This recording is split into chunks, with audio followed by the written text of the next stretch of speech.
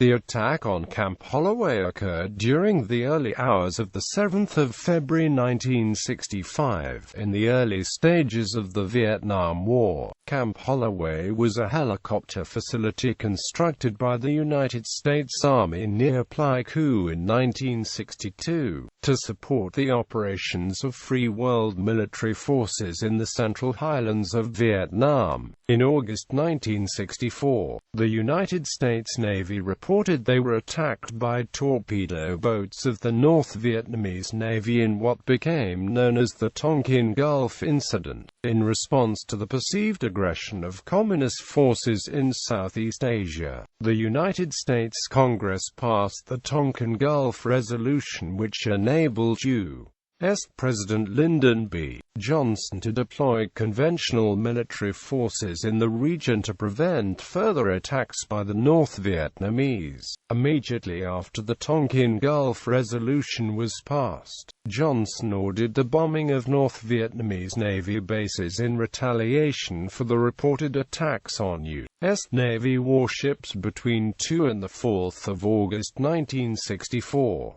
However, the Viet Cong forces in South Vietnam were not deterred by the threat of U.S. retaliation. Throughout 1964, the Viet Cong launched several attacks on U.S. military facilities in South Vietnam, but Johnson did not start further retaliations against North Vietnam, as he tried to avoid upsetting U.S. public opinion during the 1964 United States presidential election. The Soviet Union, on the other hand, were experiencing political changes of their own as Nikita Khrushchev were removed from power. As leader of the Soviet Union, Khrushchev had begun the process of disengagement from Vietnam by reducing economic and military aid to North Vietnam. However, in the aftermath of Khrushchev's downfall, the Soviet government had to redefine the role in Southeast Asia, particularly in Vietnam, to compete with the growing influence of the People's Republic of China. In February 1965, Soviet Premier Alexei Kosygin traveled to Hanoi to rebuild Soviet ties with North Vietnam, and the formation of a military alliance was on the agenda. Coincidentally, senior security advisor to the U.S. President McGeorge Bundy was also in Saigon to report on the political chaos in South Vietnam. In the shadow of those events, the Viet Cong 409th Battalion staged an attack on Camp Holloway on 7 February 1965. This time, with his victory in the 1964 presidential election secured, Johnson decided to launch Operation Flaming Dart, which entailed strikes on North Vietnamese military targets. However, with Kosygin still in Hanoi during the U.S. bombing, the Soviet government decided to step up the military aid to North Vietnam, thereby signaling a major reversal of Khrushchev's policy in Vietnam.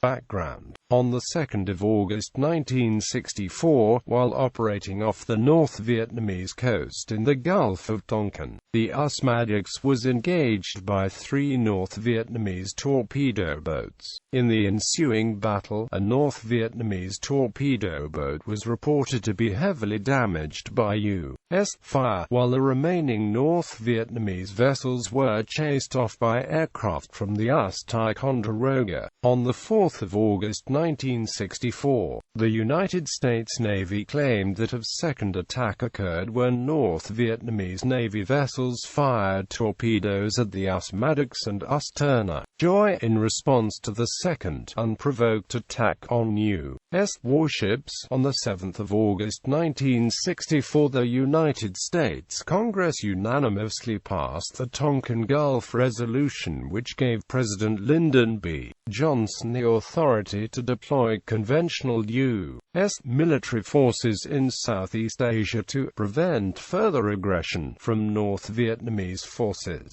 without the formal declaration of war by the Congress, even though Johnson had been given a mandate to take military action against North Vietnam and the Viet Cong allies in South Vietnam. He hesitated to take further steps to retaliate against North Vietnam. Towards the end of 1964, Johnson was in the midst of a presidential election and he did not want the U.S. public to believe that he was leading the country into war. Therefore, Johnson decided to wait until after the election, when his presidency was assured that he would decide on other military moves. Meanwhile, the political situation in South Vietnam continued to worsen. In August 1964, South Vietnamese General Lan Van Phat tried to overthrow General Nguyen Khan, but the coup was aborted and Phat handed power to Air Marshal Nguyen Cao Kentucky and Generals Nguyen Chanty Hin and Nguyen Van Tu. However, on the 20th of December 1964, Khan formed a new military junta with Kentucky in Thi, and the civilian-led High National Council was subsequently dissolved. Thus, the South Vietnamese government was once again plunged into chaos.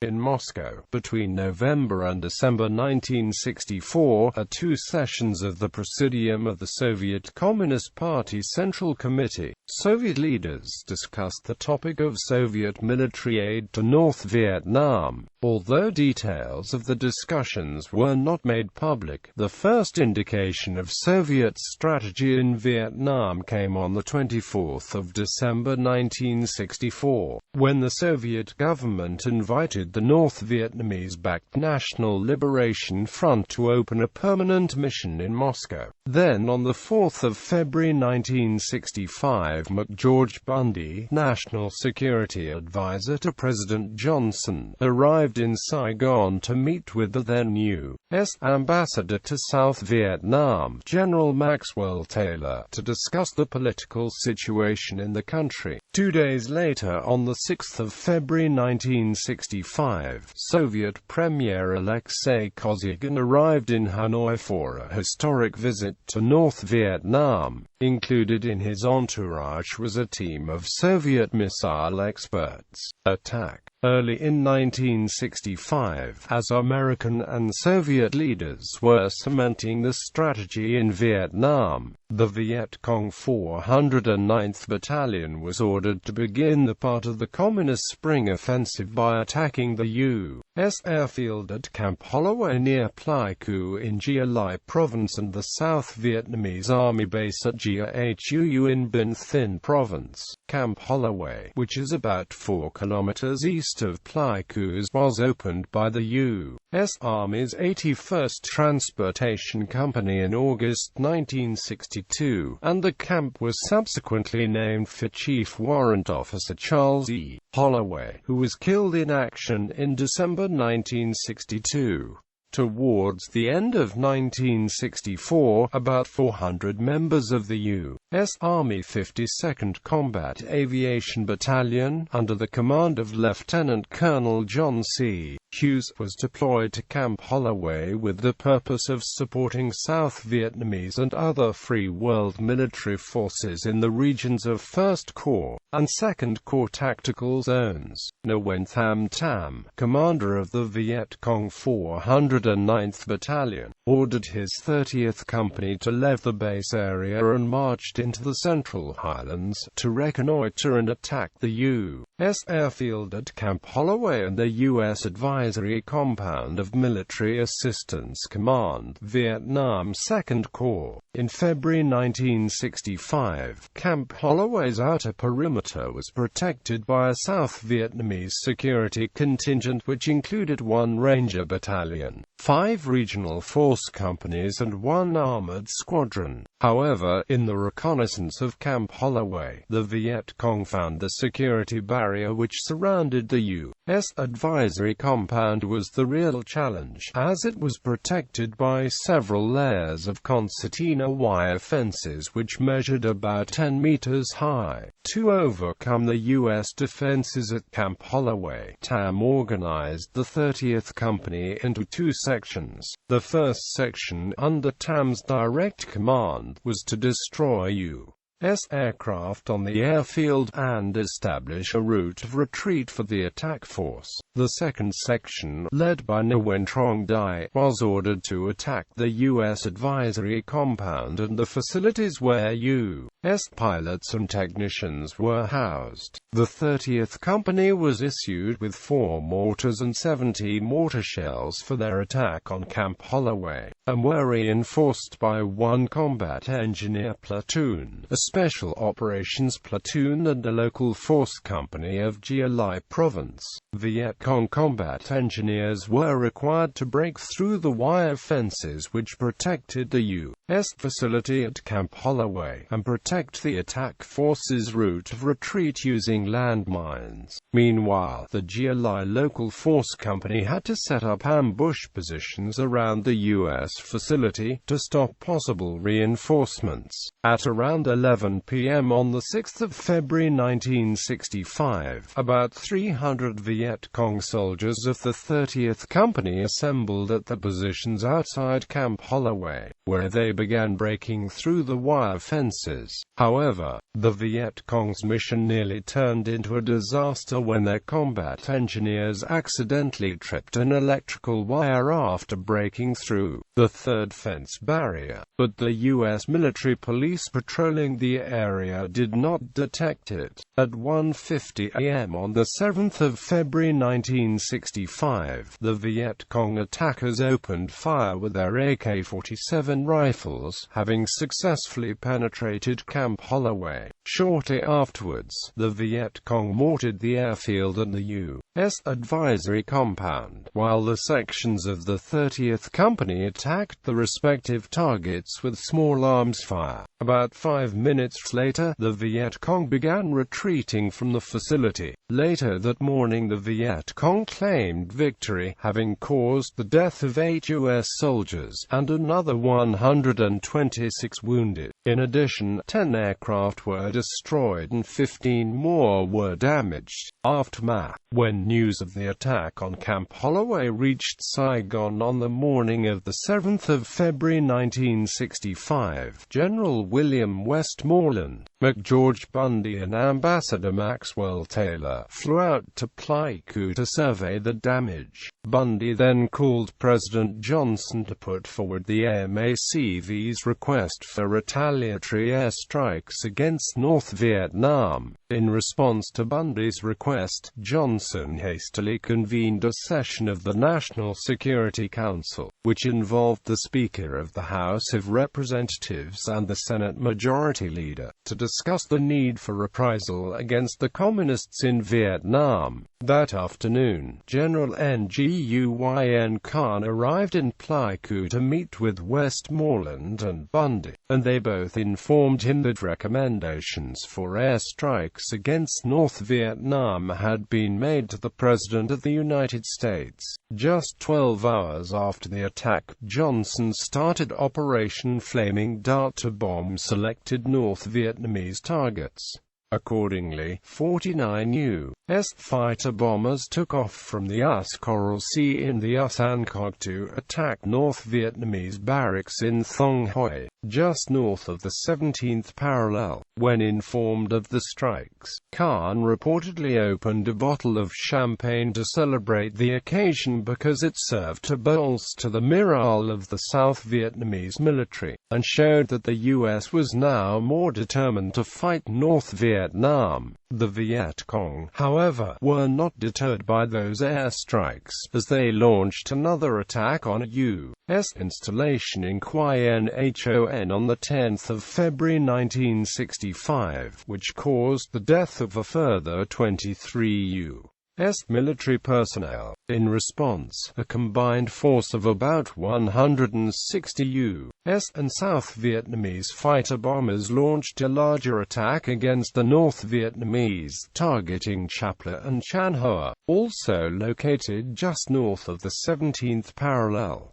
The U.S. bombing of North Vietnam in February 1965 had a decisive impact on the Soviet Union's strategy in Vietnam. Since Ho Chi Minh and his Communist Party won control of North Vietnam in 1954, Ho's government had not always enjoyed cordial relations with the Soviet allies. For example, in 1957 the Soviet government proposed that both North and South Vietnam be given a seat in the United Nations, a move which would have undermined the North's claim as the sole legitimate government of the whole country. Then in February 1964, North Vietnam joined the People's Republic of China in refusing to sign the Partial Nuclear Test Ban Treaty, which was an insult to the policy of coexistence adopted by the then Soviet Premier Nikita Khrushchev. By that time, however, Khrushchev had already begun the process of disengagement from Vietnam because of the growing conflict in the region was becoming more expensive for the Soviet Union, with North Vietnam relying more on it for larger amounts of economic and military aid. The rift between Khrushchev's Soviet government and North Vietnam was clearly obvious in August 1964, when the Soviet Union responded in a relatively muted fashion after the U.S. conducted airstrikes against North Vietnamese Navy bases in retaliation for the Tonkin Gulf incident. Despite the Soviets' lack of response, the North Vietnamese leadership restrained itself from criticizing the Soviet government, as they were still hoping that Khrushchev would supply North Vietnam with the anti-aircraft weapons required to defend against further U.S. air attacks. However, the event, which occurred in Moscow in October 1964, worked in North Vietnam's favor, as Khrushchev was removed from power. Keen to counteract Chinese influence in the region, a new Soviet government led by Alexei Kosygin sought to end a defense pact with North Vietnam. During Kosygин's stay in Hanoi, North Vietnam was subjected to U.S. airstrikes which infuriated the Soviet government. Consequently, on the 10th of February 1965, Kosygin and his North Vietnamese counterpart, Prime Minister Pham Van Thong, issued a joint communiqué which highlighted the Soviet resolve to strengthen North Vietnam's defensive potential by giving it all necessary aid and support. Then in April 1965, while on a visit to Moscow, General Secretary of the Vietnamese Communist Party Le Duc signed a missile agreement with the Soviet Union, which gave the North Vietnamese military what they needed to resist Operation Rolling Thunder.